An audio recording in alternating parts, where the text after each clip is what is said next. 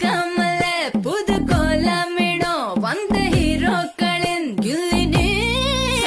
ஏதோ சொல்லாமலே என்ன செய்வோம் என அந்த லீலைகளின் கொள்ளினா சீனி பேச்சு காரி என் சுல்மிஷ சிங்காரி